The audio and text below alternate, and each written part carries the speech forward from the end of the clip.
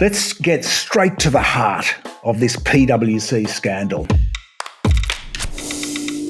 For those who are new to it, it's basically treason. PWC is the biggest of the big four firms, incredibly profitable, incredibly secretive. It has been busted selling government secrets to foreign multinational corporate clients for a profit. To wit, the firm was advising the government on bringing in new tax laws to stop multinationals dodging tax while selling that very information to the likes of Google, Apple and Microsoft for a profit. And then they tried to cover it up. They then tried to cover it up and got busted lying. As a firm, it is after all a partnership. It's not a corporation. They're partners. Now they've been busted lying as well for the cover-up. As a firm, what fun it would have been to have been a fly on the wall at the PWC crisis meeting when the partners and their PR people got together and worked out how to play it. The game plan was to blame it all on one rogue partner, Peter Collins, promised to have an internal inquiry and an ethics course. But then a bunch of emails emerged showing that it wasn't one guy, it was 53 partners involved globally. CEO Tom Seymour at the time was stood down. He was the guy that came up or was responsible for the Fall Guy spiel. He went public with it. Then he stood down. At the latest Senate hearing, the number of people involved was into the 50s or 60s, yet only 4 names have been released publicly so far, even though 9 have been sent on gardening leave. Senators Barbara Pocock and Deb O'Neill have been fantastic in the hearings and the Senate hearings.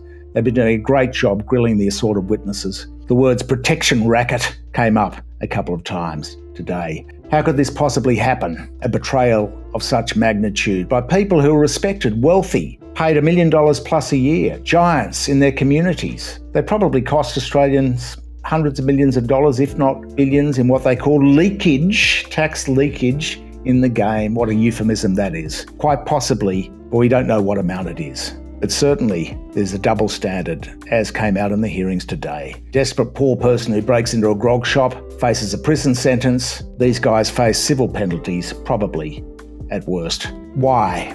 How did this come about? Well, the answer is Lord of the Flies. Like the bunch of school kids stranded without adults on an island, things simply got out of control in the Big Four playground. There was no adult, there was no regulator on the scene, or at least there was no regulator awake on the job. So the behaviour deteriorated. It's not the PWC are any worse or less human than others. It's just that the culture has been poisoned. They lost the plot as an institution, and now the story is being written. We've been writing it for some years, forecasting it. The other way to look at it, it's simply competition. Very bright people in a competitive environment. The weekly sales meeting with the whiteboard. Who wins the sales commission? Who wins the weekly sales meeting? It's that kind of thing. Beating your KPIs, beating your rivals. It's esteem and pride as well as greed. It's a reprise of the Banking Royal Commission, really. I mean, how could these bankers, as emerged in evidence in the Royal Commission, lose the plot so badly that they were flogging product to dead people? How could they charge for services which were never rendered? Isn't that fraud? Obtaining a financial advantage by deception? Not one of them has gone to jail for fraud. If I heard correctly, the evidence I think might have been from you, Ms. Liu, that the civil penalties provisions is so constricted that even something of the scale of basic treason is not sufficient for somebody to be charged with a civil penalty. Is that correct? That's correct. They're very limited. Now, these people work long hours in their fishbowl and they've lost the plot. What's the answer? You've got to bust up the Big Four. They're too big, too powerful, too conflicted, and they've been now the beneficiaries of a decade-long outsourcing of government, the gutting of the bureaucracy. The essential conflict here, their divisions, they've got 3 essential divisions: tax advice, audit.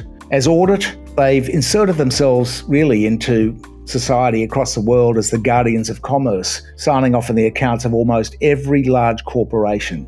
But at the same time, they advise the same corporations on how to dodge tax. And at the same time, which is incompatible, another conflict, poachers and gamekeepers, they're advising governments on tax laws, then advising the clients on how to subvert them.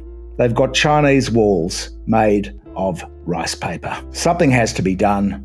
We'll continue to report on the hearings and this incredibly big story to distill it for you. But to borrow from Lord of the Flies, It's time for the politicians to seize the conch, to stand up and enact some real reform.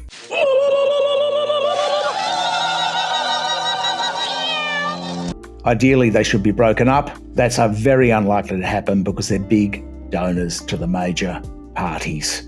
So we can envisage, at worst, civil penalties. There should be a royal commission to get to the bottom of it, but they'll probably head that off too. If it goes to the NAC, federal ICAC, it's unlikely to see the light of day because NAC has secret hearings, and PWC will just simply take them to the High Court to make sure they're secret. Doesn't look like there's going to be a huge result, but they will lose a lot of skin. They will lose millions of dollars in revenue from government contracts. But the latest is, of course, since the scandal broke, ironically, they've been getting more government contracts. Thank you for your support here at the West Report.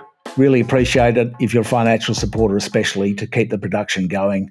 Otherwise, share and like and give us some feedback in the comments.